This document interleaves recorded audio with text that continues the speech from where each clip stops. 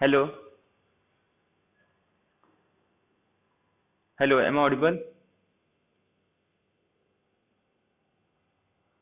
हाँ, अगर सबको अभी विजिबल है ना तो एक बार यस कर दो, फिर स्टार्ट करते हैं हम लोग। ध्यान दो। तो आर्ग्यूमेंट प्रिंसिपल। तो आर्ग्यूमेंट प्रिंसिपल क्या होता है? मान लो कोई डोमेन है। हाँ, और इस डोमेन पे फंक्शन मेरा कैसा है? एनालिटिक है, बट कुछ पॉइंट्स को छोड़ के। मान लो इसके पास कुछ ऐसे पॉइंट्स हैं जिन पॉइंट्स को छोड़ के मतलब फंक्शन मेरा एनालिटिक है। तो जिस पॉइंट पे फंक्शन एनालिटिक नहीं है, सपोज इसको हम लोग मान लेते हैं ये पोल है मेरे पास, Z1, Z2, Z3, ऐसे कुछ फाइनाइट पोल्स हैं, और इसके पास कुछ जीरोस हैं। मान लेता हूँ A1, A2, ऐसे फाइनाइट इसके पास क्या है? जीरोस है। अब ये इसके जीरोस को और इसके पोल को देख के हम लोग क्या फाइंड आउट करेंगे? इंटीग्रेशन फाइंड आउट करेंगे। तो जैसे अगर मुझे इंटीग्रेशन निकालना है, F dash Z upon F of Z integration over C 1/2 pi आई। तो हम लोग क्या करेंगे? इस एफ के पास जितने भी जीरोज हैं। हेलो। हम माइक म्यूट करूँ?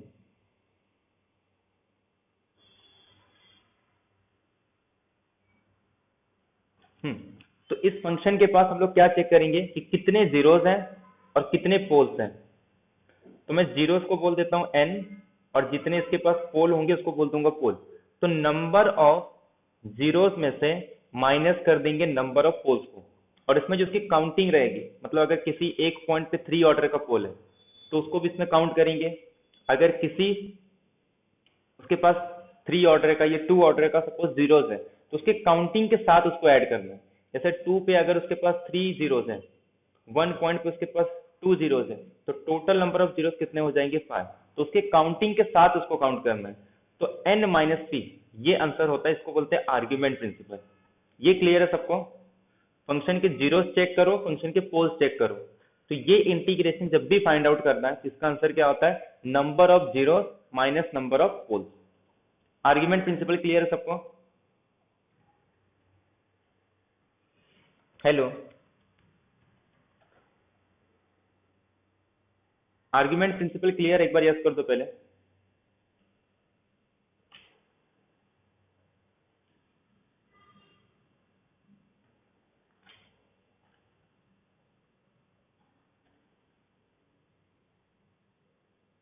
हेलो। ये आर्ग्यूमेंट प्रिंसिपल क्लियर है? इसका एक एग्जांपल ले लेते हैं। ये स्टेटमेंट क्लियर है तो एक बार बोल दो।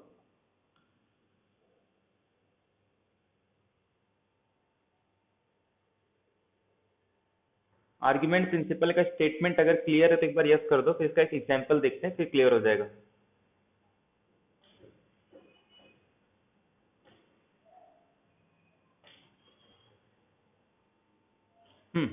अब जैसे मान लो ये एक एग्जांपल दिया है, और जो मेरा डोमेन आ रहा है सपोज वो 2 आ रहा है। तो अगर मैं इसका एक सर्कल बनाऊंगा, तो 0 पे एक 2 रेडियस का सर्कल बनाना है। और इसके जो ये मेरे पास एफ ऑफ जेड है, ये इसका डेरिवेटिव है। 1 का डेरिवेटिव 0 और जेड स्क्वायर का 2z। मतलब ये किस फॉर्म का हो गया? F dash Z upon F of Z. अब ये एफ ऑफ जेड के पास क्या है? जीरोस है, पोल तो है नहीं। अब इसके पास नंबर ऑफ जीरोस कितने आएंगे चेक करते हैं। इसका जो जीरोस आएंगे, एक तो प्लस माइनस आई उठा आएगा, और ये सब इस पे लाई कर रहा है। यहाँ पे प्लस आई और माइनस आई, मतलब दोनों जीरोस मेरे डोमेन में लाई कर रहे हैं। तो इसका मतलब इसका जो आंसर आएगा, यहाँ पे 2 पाई आई रहता है ना, तो इसको ये साइड लेके आएंगे तो 2 पाई आई इंटू 2, तो इसका आंसर आ जाएगा 4 पाई आई। अगर यहाँ पे ऑलरेडी 2 पाई आई होता तो हम लोग सिर्फ क्या आंसर लिखते? 2। तो ये इस टाइप की एग्जांपल आते हैं आर्ग्यूमेंट प्रिंसिपल पे। ये क्लियर? एक बार यस कर दो पहले, फिर हम लोग इसका मॉडिफाइड वर्जन देखते हैं जिसके बेसिस पे क्वेश्चन पूछा गया था। आर्ग्यूमेंट प्रिंसिपल क्लियर है सबको? जब भी इस फॉर्म का इंटीग्रेशन फाइंड आउट करना है तो नंबर ऑफ जीरोस चेक करो, उसमें से नंबर ऑफ पोल्स को माइनस करना है।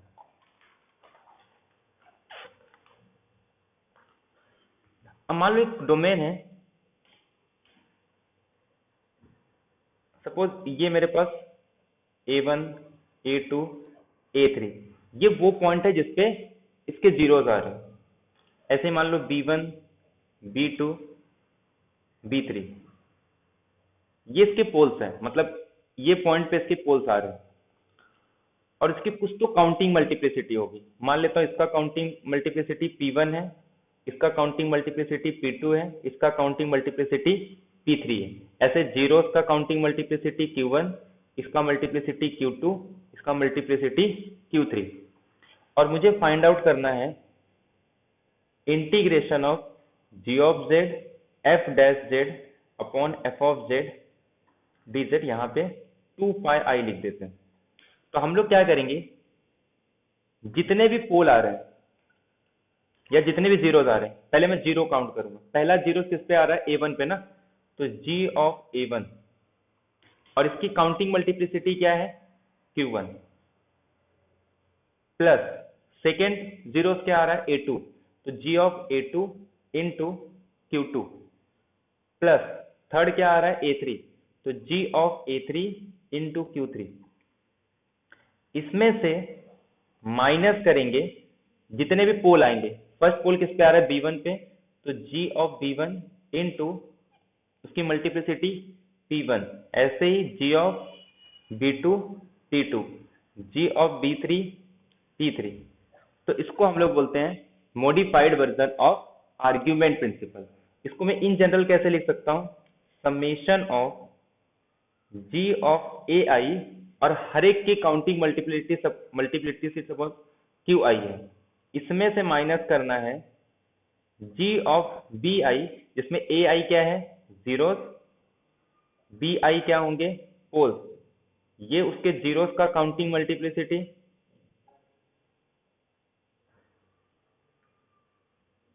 और BI ये उसके पोल का काउंटिंग मल्टीप्लिसिटी। तो इसको बोलते हैं modified version of argument principle. ये क्लियर है सबको, modified version of argument principle. अगर ये क्लियर हो गया ना, तो जो क्वेश्चन पूछा है ये इसके हेल्प से मतलब कम टाइम में हो जाएगा। ये क्लियर है सबको, काउंटिंग मल्टीप्लिसिटी करे, सॉरी, आर्ग्यूमेंट प्रिंसिपल का मॉडिफाइड वर्जन क्लियर है। उसमें क्या चेक करते थे, सिर्फ हम लोग नंबर ऑफ जीरोस और नंबर ऑफ पोल्स चेक करते थे। बट इसमें क्या करना है, अगर एक नया फंक्शन ऐड कर रहा है g ऑफ z, तो अपने को क्या करना पड़ेगा, जितने भी जीरोस आ रहे हैं उस पर पुट करो, और साथ में उसके काउंटिंग मल्टीप्लिसिटी से भी मल्टीप्लाई करना है। हेलो, क्लियर है सबको, एक बार यस कर दो।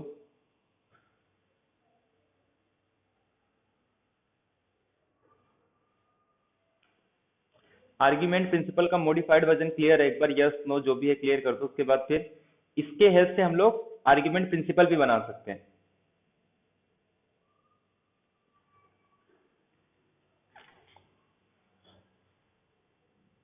हेलो, क्या होगा, g of BI into PI, उसका काउंटिंग मल्टीप्लिसिटी।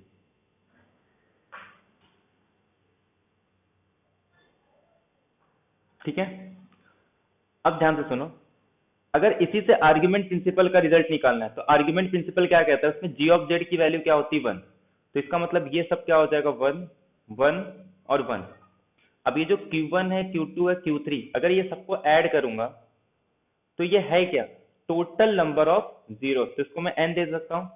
ऐसे यहाँ पे ये सब 1 हो गया, तो ये जो P1 plus P2 plus P3, अगर ये सबको ऐड करेंगे तो ये नंबर ऑफ पोल्स है। तो इसी से अपना आंसर आ जाता है n माइनस पी, अगर g ऑफ z की वैल्यू 1 होगी। तो ये आर्ग्यूमेंट प्रिंसिपल का मॉडिफाइड वर्जन है। अगर इसी में g ऑफ z को मैं 1 ले लूं, तो उसका आंसर क्या आ जाता है, n माइनस पी। ये क्लियर है दोनों आर्ग्यूमेंट प्रिंसिपल। अब इसके हेल्प से हम लोग क्वेश्चन सॉल्व करते हैं। ये क्लियर है, एक बार यस कर दो पहले।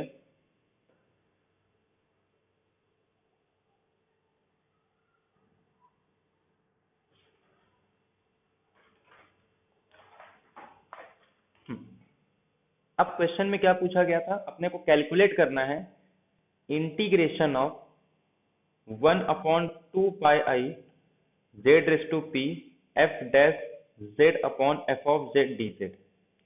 और क्या बोल रहा है, एफ के पास सिर्फ जीरोज है किस पॉइंट पे, एट जेड नॉट पॉइंट पे, और जिसकी मल्टीप्लिसिटी कितनी है, क्यू। तो अगर हम लोग इसका एक्सटेंड मॉडिफाइड वर्जन यूज करते हैं आर्ग्यूमेंट प्रिंसिपल का, तो पोल तो है नहीं, तो मतलब जो माइनस वाला पार्ट है वो तो हट जाएगा, सिर्फ अपने पास जीरो पे फोकस करना है। और इसके पास कितने नंबर ऑफ जीरोज है, सिर्फ एक ही जीरोज है, वो भी जेड नॉट पे। तो हम लोग क्या करेंगे, जी ऑफ जेड नॉट, और उसको मल्टीप्लाई करेंगे किससे, उसके मल्टीप्लिसिटी के साथ, और उसका मल्टीप्लिसिटी क्या है, क्यू। जी ऑफ जेड यहाँ पे क्या गिवन है, जेड रेस टू पी, तो जेड पे क्या पुट करना है, जेड नॉट पुट करना है, तो आंसर आ जाएगा q into z not raise to p. तो अगर ये अपने को पता था आर्ग्यूमेंट प्रिंसिपल का मॉडिफाइड वर्जन, तब ये क्वेश्चन कितने टाइम में होता, मतलब बहुत ही कम टाइम लग रहा है। बट अगर हम लोग डेफिनेशन यूज करके करते तो बहुत टाइम लगेगा। तो क्लियर है सबको ये, तो सिर्फ 2 लाइन का आंसर है ये। जस्ट अपने को पता होना चाहिए था कि आर्ग्यूमेंट प्रिंसिपल क्या होता है। तो आर्ग्यूमेंट प्रिंसिपल के लिए अपने को सिर्फ नंबर ऑफ जीरोस चेक करने थे और नंबर ऑफ पोल्स, बट वो क्वेश्चन में ऑलरेडी गिवन था कि उसके पास सिर्फ जीरो जेड नॉट पे है और उसकी मल्टीप्लिसिटी क्यू है।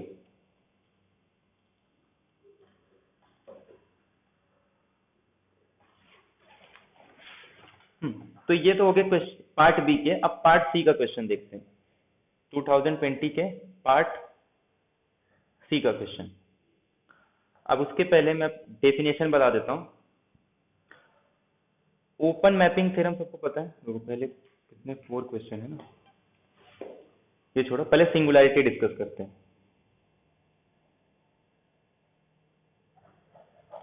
सिंगुलैरिटी को जस्ट ऐसे समझो, ऐसा फंक्शन जिसपे वो फेल करता है एनालिटिक, मतलब किसी पॉइंट पे भी अगर एनालिटिक फेल कर रहा है तो उसको हम लोग क्या बोलते हैं, सिंगुलैरिटी। या फिर ऐसे बोल सकते हैं कि किसी पॉइंट पे अगर सिंगुलैरिटी है तो उसके अराउंड एक नेबरहुड ड्रॉ करोगे तो उससे फंक्शन क्या हो जाता है, एनालिटिक हो जाता है, लेकिन उस पॉइंट को छोड़ के, तो हम लोग उसको सिंगुलर पॉइंट बोलते हैं। लेकिन उस पॉइंट पे वो फंक्शन एनालिटिक नहीं होना चाहिए, बट उसके नेबरहुड पे वो एनालिटिक हो सकता है। तो अब अपने पास पहले हम लोग क्या करते हैं, इसको 2 पार्ट में डिवाइड करते हैं। एक होता है अपने पास आइसोलेटेड सिंगुलैरिटी,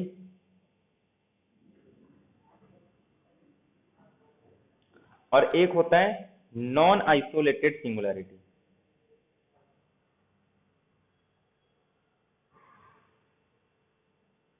अब आइसोलेटेड सिंगुलैरिटी को भी इसमें हम लोग 3 टाइप्स में इसको डिवाइड करते हैं। पहला टाइप होता है इसको हम लोग बोलते हैं रिमूवेबल सिंगुलैरिटी।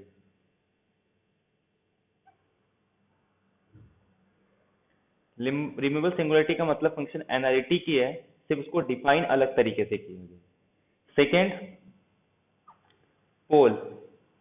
थर्ड होता है अपने पास एसेंशियल सिंगुलैरिटी।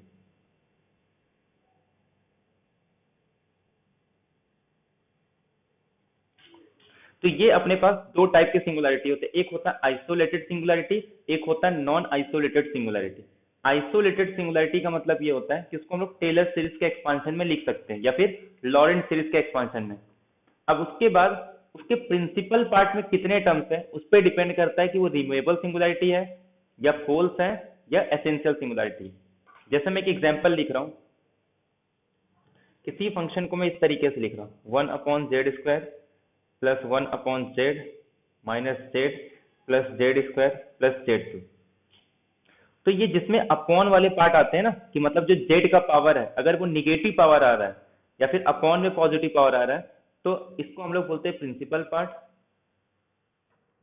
और ये अपना रेगुलर पार्ट होता है, मतलब जहां पे फंक्शन एनालिटिक होगी, और ये जो सिंगुलर वाले पार्ट होते हैं इसको प्रिंसिपल पार्ट बोलते हैं। अगर प्रिंसिपल पार्ट में या तो क्या होंगे, नो टर्म्स होंगे, अगर कोई टर्म नहीं है तो उसको हम लोग क्या बोलते हैं, रिमूवेबल सिंगुलैरिटी। एक्चुअल में वो फंक्शन एनालिटिक है। सेकेंड, अगर फाइनाइटली मेनी टर्म्स हैं, जैसे इसमें फाइनाइटली मेनी टर्म्स हैं, तो इसको हम लोग क्या बोलते हैं, पोल। और जितने भी टर्म तक है, मतलब इसमें सेकेंड ऑर्डर तक है ना, तो इसके पास सेकेंड ऑर्डर का पोल होगा। अगर इसके पास इनफाइनाइटली मेनी टर्म्स है, अगर मैं इसको ऐसे कंटिन्यू कर दूं, तो इसको बोलते हैं एसेंशियल सिंगुलैरिटी। तो तो इन terms of Laurent series expansion, तो कोई भी फंक्शन दिया होगा हम लोग क्या निकालेंगे, उसका लॉरेंट सीरीज एक्सपांशन। अगर कोई टर्म नहीं है तो उसको क्या बोलेंगे, रिमूवेबल सिंगुलैरिटी। प्रिंसिपल पार्ट में फाइनाइट टर्म्स हैं, तो पोल जितने नंबर ऑफ टर्म्स होंगे या फिर जेड की जो पावर होगी उतने ऑर्डर का उसके पास पोल होता है। एसेंशियल सिंगुलैरिटी अगर इनफाइनाइट नंबर ऑफ टर्म्स है प्रिंसिपल पार्ट में तो उसको बोलते हैं एसेंशियल सिंगुलैरिटी। ये हो गया लॉरेंट सीरीज। ऐसे हम लोग किसके टर्म्स में चेक करेंगे, अब लिमिट के टर्म्स में। एक्सपांशन के टर्म में सबको क्लियर है?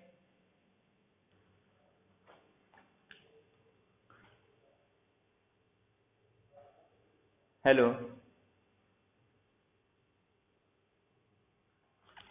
इसका एक एग्जांपल ले लेते हैं। जैसे फॉर एग्जांपल मैं ले रहा हूं f of z is equal to sine z by z. देखो देखने में अपने को कैसा दिख रहा है कि ये जेड पे डिफाइन नहीं हो रहा है, बट एक्चुअल में ये हम लोग इसको क्या कर सकते हैं, इसका लॉरेंट सीरीज एक्सपांशन निकालेंगे और ये चेक करेंगे कि यहाँ पे जो z is equal to zero ये रिमूवेबल सिंगुलैरिटी है या पोल है या एसेंशियल सिंगुलैरिटी। तो क्या करेंगे, इसको 1/z साइन जेड क्या होता है अपने पास, Z minus Z cube by 3 factorial plus Z S to 5/5 factorial minus Z S to 7/7 factorial, ऐसे कंटिन्यू चलेगा। अब जैसे ही मैं इसको जेड पे मल्टीप्लाई कर दूंगा तो ये आ जाएगा 1 minus z square by 3 factorial plus Z S to 4/5 factorial minus Z S to 6/7 factorial. तो अब देखो ये जो फंक्शन आया इसमें कहीं पे भी प्रिंसिपल पार्ट में एक भी टर्म दिख रहा है इसमें, ये जो फंक्शन है इसके प्रिंसिपल पार्ट में कोई टर्म प्रेजेंट नहीं है, तो इसका मतलब f has a removable singularity. इसके पास रिमूवेबल सिंगुलैरिटी है at z is equal to 0। 0 पे इसके पास रिमूवेबल सिंगुलैरिटी। ये क्लियर है सबको? तो इसको हम लोग बोलेंगे कि रिमूवेबल सिंगुलैरिटी है। Hello, is it clear?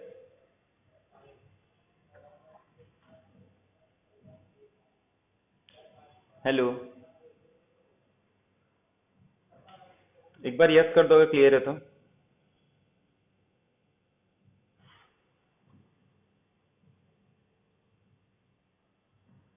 हम्म, अब मैं अगर इसको ऐसे लिख दूं, अब देखो cos z by z S to 6, तो ये क्या आ जाएगा अपने पास जेड एस टू 6, और cos जेड को हम लोग कैसे लिख सकते हैं 1 minus z square by 2 factorial plus Z S to 4/4 factorial minus Z S to 6/6 factorial. अब जब मैं इसको अंदर मल्टीप्लाई कर दूंगा तो ये आ जाएगा जेड एस टू 6 माइनस ये तो पूरा कैंसिल होके z S to 4/2 factorial plus 1/6 into 4 factorial minus 1/6 factorial, ऐसे कंटिन्यू चलेंगे। अब देखो इसके प्रिंसिपल पार्ट में कितने टर्म्स हैं, टोटल अपने पास 3 टर्म्स, मतलब फाइनाइटली मेनी टर्म्स हैं। और इसकी जो ऑर्डर जा रही है जेड एस टू 6 का वो कितने जा रहा है, 6 पावर तक जा रहा है, तो इसका मतलब फाइनाइट नंबर ऑफ टर्म्स है। तो इसको हम लोग बोलेंगे कि इसके पास पोल है।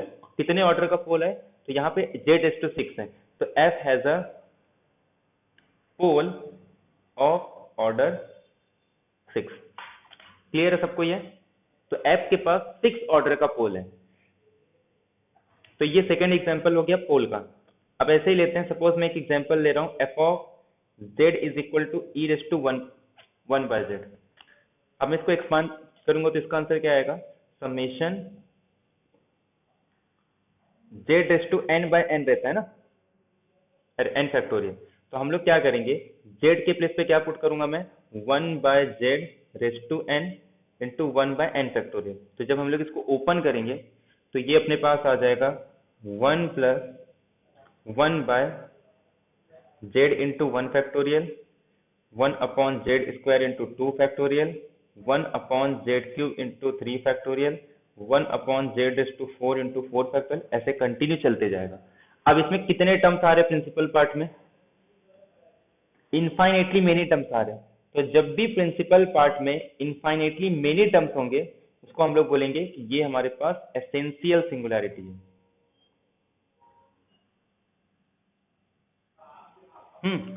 तो अगर एक भी टर्म प्रेजेंट नहीं है तो उसको removable singularity, finitely many terms हैं तो वो पोल होगा एन ऑर्डर का, डिपेंड करता है कि z रेस टू n के फॉर्म में होना चाहिए या फिर z minus a raise to n के फॉर्म में। अगर उसमें इनफाइनाइट टर्म्स हैं तो उसको हम लोग बोलते हैं कि ये एसेंशियल सिंगुलैरिटी। तो आइसोलेटेड में ये 3 टाइप्स के सिंगुलैरिटी है, वो रिमूवेबल सिंगुलैरिटी होना चाहिए, या तो फिर वो पोल्स होना चाहिए, या तो एसेंशियल सिंगुलैरिटी होना चाहिए। अब नेक्स्ट आता है नॉन आइसोलेटेड सिंगुलैरिटी, बट इसको हम लोग in terms of limit point समझते हैं। तो ये क्लियर है सबको, आइसोलेटेड सिंगुलैरिटी।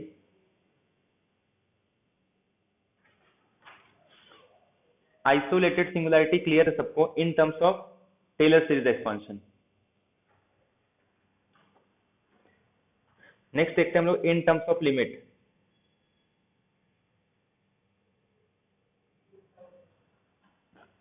हाँ, अब लिमिट में क्या करना है, लिमिट में सबसे सिंपल रहता है,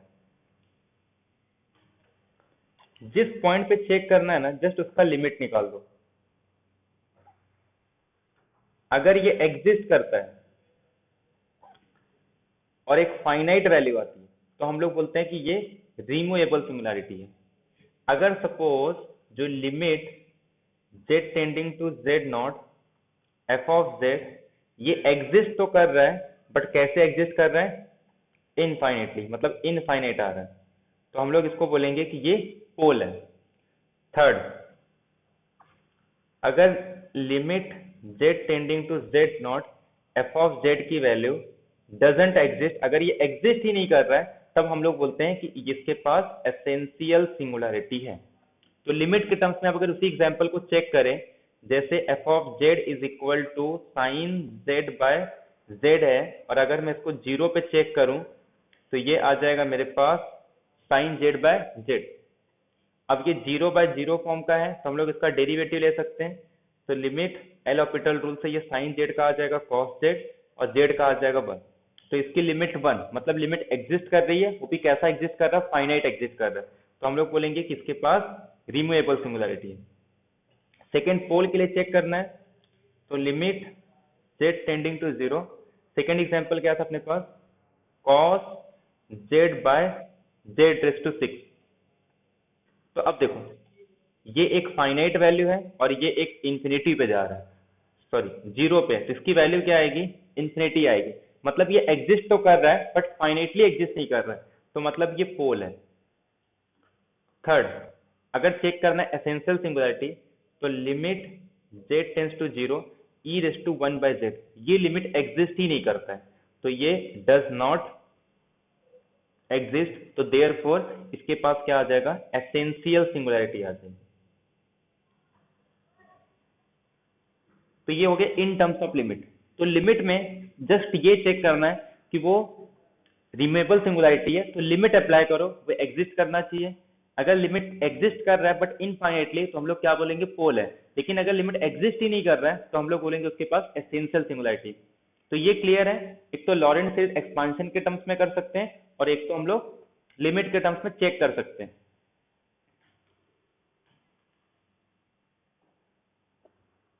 ये क्लियर, एक बार यस कर दो, फिर एग्जांपल देखते हैं कि जो एग्जाम में पूछा था।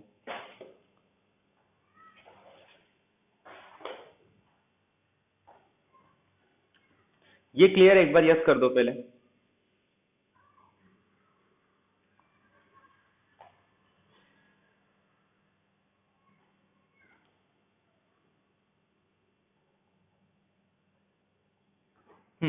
अब ध्यान दो थोड़ा, मैं एक फंक्शन डिफाइन कर रहा हूं h of z is equal to f of z g of z। अब क्या करेंगे, अपने को ये चेक करना है कि कोई भी सिंगुलैरिटी वो एसेंशियल सिंगुलैरिटी है या नॉन आइसोलेटेड सिंगुलैरिटी है या नॉन आइसोलेटेड है। और एक चीज याद रखना है कि नॉन आइसोलेटेड सिंगुलैरिटी हमेशा एसेंशियल सिंगुलैरिटी होता है। आइसोलेटेड में पोल, रिमूवेबल और एसेंशियल सिंगुलैरिटी होती है, जबकि नॉन आइसोलेटेड सिंगुलैरिटी हमेशा एसेंशियल सिंगुलैरिटी होता है। अब देखो क्या करेंगे, अब चेक करना है कि H के पास एसेंशियल सिंगुलैरिटी है, आइसोलेटेड या नॉन आइसोलेटेड। तो हम लोग क्या करेंगे, एफ ऑफ जेड में एक सीक्वेंस बनाएंगे। किसका? इसके जीरोस का सीक्वेंस बनाएंगे, मतलब सीक्वेंस ऑफ जीरोस। इसके जीरोस का सीक्वेंस बनाएंगे और उसके लिमिट पॉइंट निकालेंगे। ठीक है, जीरोस का सीक्वेंस का जो लिमिट पॉइंट होगा उसे हम लोग कहते हैं आइसोलेटेड एसेंशियल सिंगुलैरिटी। क्या बोलते हैं उसको? Isolated essential singularity. ऐसे हम लोग क्या करेंगे, जी ऑफ जेड के जीरोस का, या फिर ये बोल सकते हैं कि एच ऑफ जेड का पोल, या फिर अगर इस फॉर्म में लिख रहे हो तो ऐसे बोलो कि जी ऑफ जेड के जीरोस का जो हम लोग सीक्वेंस बनाएंगे उसके लिमिट पॉइंट निकालो, और उस लिमिट पॉइंट को हम लोग क्या बोलते हैं, नॉन आइसोलेटेड एसेंशियल सिंगुलैरिटी। अगर एच ऑफ टर्म्स के बोल रहे हो तो क्या बोलोगे, उसके पोल का, और अगर इस तरीके से डिफाइन कर रहे हो तो न्यूमरेटर के जीरो का लिमिट पॉइंट को हम लोग क्या बोलते हैं, आइसोलेटेड एसेंशियल सिंगुलैरिटी, और डिनोमिनेटर के जीरो का जो सीक्वेंस होगा उसके लिमिट पॉइंट को क्या बोलेंगे, नॉन आइसोलेटेड एसेंशियल सिंगुलैरिटी। ये क्लियर है सबको? एक्चुअल में ये डेफिनेशन ही है और जस्ट क्वेश्चन में यही पूछा है। इसका मतलब क्लियर हुआ सबको? इसके जीरोस का कुछ तो जीरोस होंगे, उसका एक सीक्वेंस बनाओ और जस्ट उसका लिमिट पॉइंट निकाल दो। ऐसे डिनोमिनेटर के जीरो का एक सीक्वेंस बनाओ, उसका लिमिट पॉइंट निकालो। तो जो भी लिमिट पॉइंट आएगा ना, अगर वो न्यूमरेटर के रिस्पेक्ट में आ रहा है तो उसको हम लोग बोलेंगे आइसोलेटेड, अगर वो डिनोमिनेटर के रिस्पेक्ट में आ रहा है तो नॉन आइसोलेटेड। या फिर इन जनरल ऐसे भी लिखा होता है कि जीरोस के सीक्वेंस का लिमिट पॉइंट हमेशा आइसोलेटेड एसेंशियल होता है, और पोल के सीक्वेंस का limit point non isolated essential singularity. ये क्लियर यस कर दो, फिर इसका एग्जांपल देखते हैं कि क्वेश्चन क्या पूछा है अपने को। हेलो,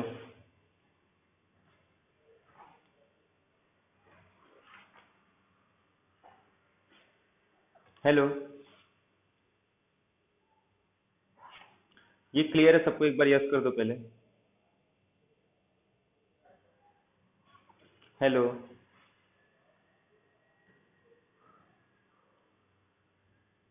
ये डेफिनेशन क्लियर है सबको, isolated singularity and non isolated singularity. अब जैसे मैं कुछ एग्जांपल देता हूं, अगर मैं एक एग्जांपल लिख रहा हूं, सपोज साइन 1/z, ठीक है, अरे क्या लिख रहा हूं, साइन 1/z।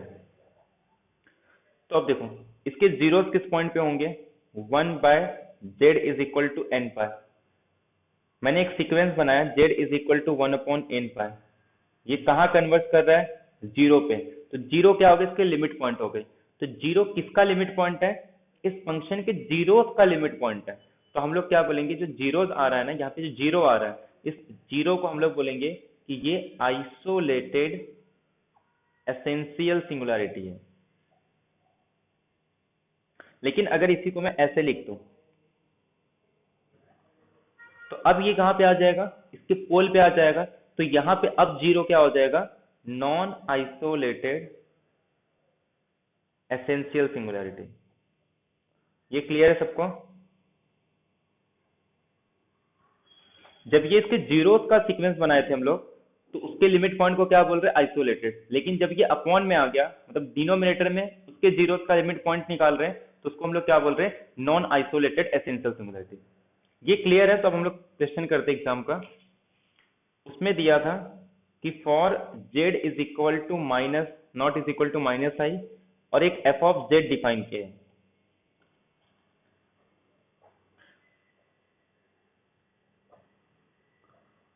अब ये जो क्वेश्चन है ना 4.75 मार्क्स का है। जस्ट डेफिनेशन पता है ना तो इसको सॉल्व करने की भी जरूरत नहीं थी। इसका मतलब क्या है कि e raise to 1/z plus i raise to -1। ये समझ में आया सबको? एग्जाम्पल कि जब जीरो के रिस्पेक्ट में था तो आइसोलेटेड, यही जब इसके पोल के रिस्पेक्ट में आ गया तो उसको नॉन आइसोलेटेड। ये क्लियर है सबको? एक बार यस कर दो पहले, फिर ये एग्जांपल देखते हैं। ये 4.75 मार्क्स में आया था, और जस्ट आपको डेफिनेशन क्लियर है ना तो जस्ट क्वेश्चन को देख के इसका आंसर बता सकते थे।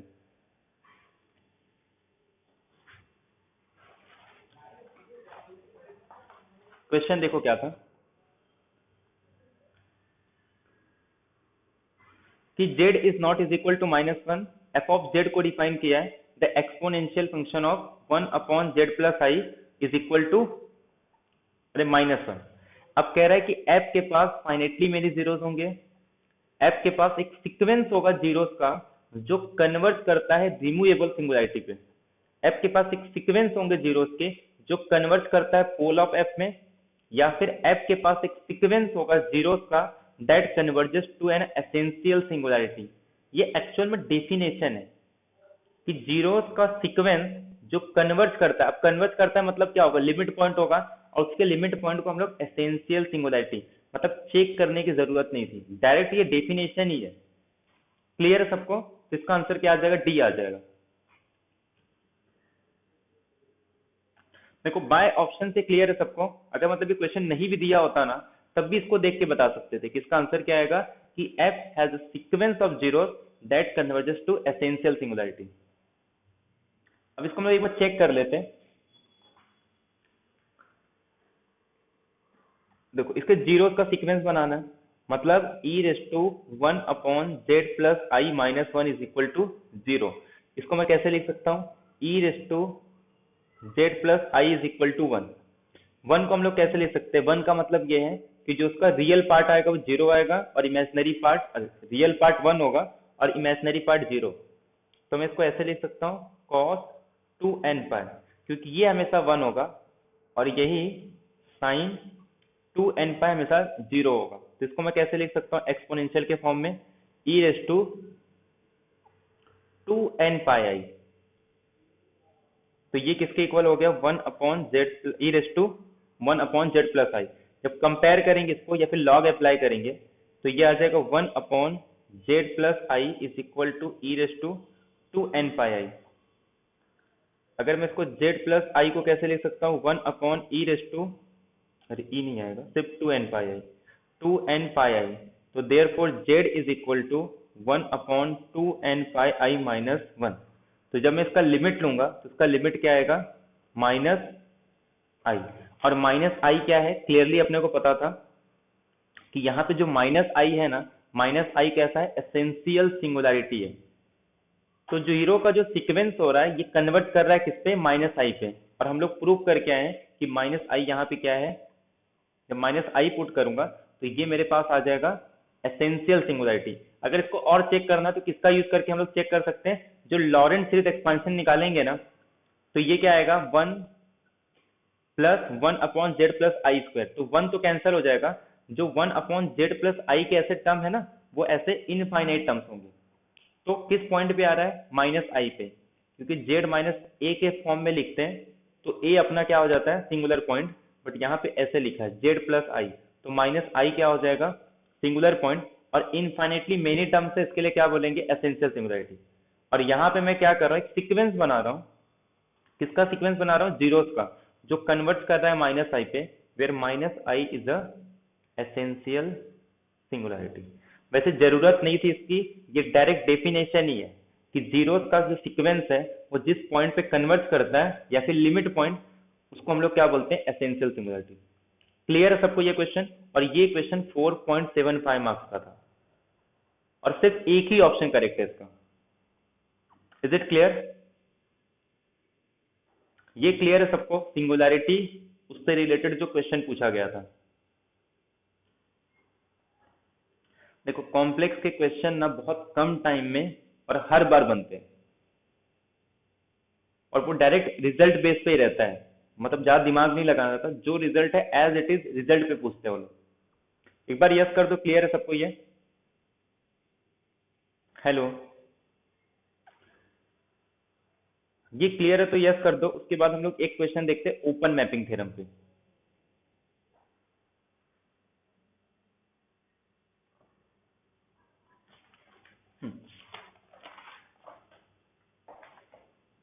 ओपन मैपिंग थ्योरम,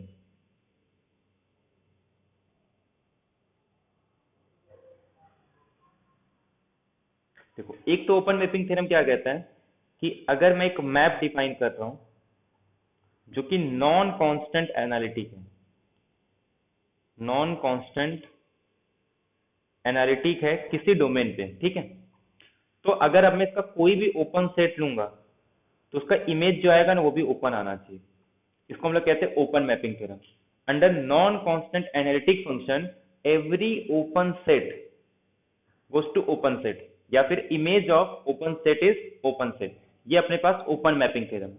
इसी को और कैसे लिख सकते हैं कि मान लो एक कोई फंक्शन है, एनालिटिक फंक्शन है, ठीक है, और जिस डोमेन पे ये एनालिटिक है उसके पास एक ऐसा सेट मिल गया, मान लो एक ओपन सेट मिल गई जिसका इमेज क्लोज आ गया। तो अगर अब मैं ओपन मैपिंग थ्योरम का ये यूज करूं कि अगर ये नॉन कांस्टेंट हो गया ना तो ऐसा पॉसिबल नहीं है, क्योंकि नॉन कांस्टेंट एनालिटिक फंक्शन क्या करता है, ओपन को ओपन पे भेजता है। लेकिन यहाँ पे एनालिटिक तो है और ये ओपन को क्लोज पे भेज रहा है, तो ये तभी पॉसिबल है जब फंक्शन कैसा आ जाएगा, कांस्टेंट आ जाएगा। क्लियर है सबको ओपन मैपिंग थ्योरम? या तो ये वर्जन यूज करो या तो ये वर्जन, बट जो क्वेश्चन पूछते हैं हमेशा सेकंड वाले पे पूछते हैं। ये तो सेट में इसके बेसिस पे पूछते हैं, बट नेट में जितने क्वेश्चन आते हैं वो इसके बेसिस पे आते हैं।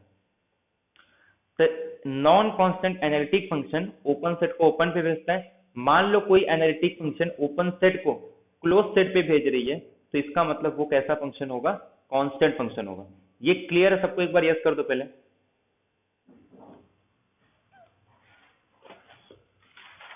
हेलो,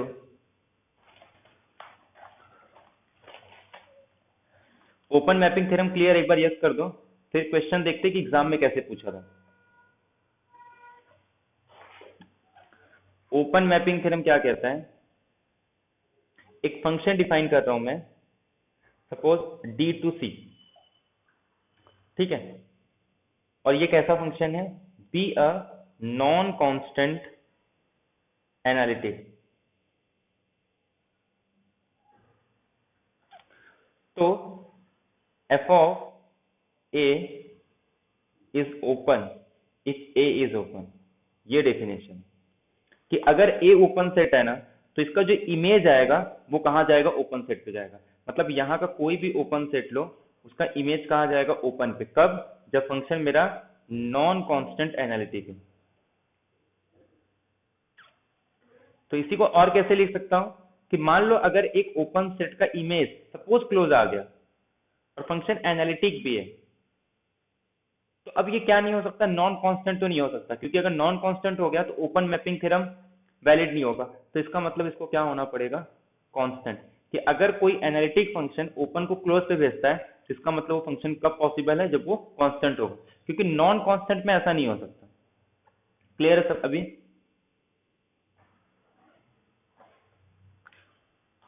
हेलो,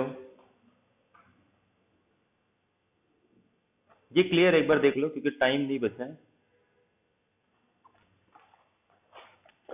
हाँ, अब इसमें देखो, ये क्वेश्चन सिंपल था, जस्ट होलो, इसमें ओपन मैपिंग थ्योरम यूज हुआ है कि एक होलोमॉर्फिक फंक्शन है, एक ओपन डिस्क दिया है और एनालिटिक बोल दिया। होलोमॉर्फिक एनालिटिक सेम टर्म है और इसका इमेज क्लोज आ गया, तो जस्ट क्या है, अपने को क्लेम हो गया कि ये कांस्टेंट फंक्शन है। अब कांस्टेंट फंक्शन में एक वैल्यू गिवन है कि F of zero is equal to I है। अगर जीरो पे आई है ना तो हर एक वैल्यू पे आई होगा। तो क्या पूछ रहा है, हाफ पे इसकी वैल्यू क्या होगी, आई। तो इसका answer direct open mapping theorem से आ रहा है, तो इसका आंसर बी आ जाएगा। एग्जाम्पल लेके भी एलिमिनेट कर सकते हैं हम लोग। तो इसका आंसर ये, और ये भी 4.75 मार्क्स का है।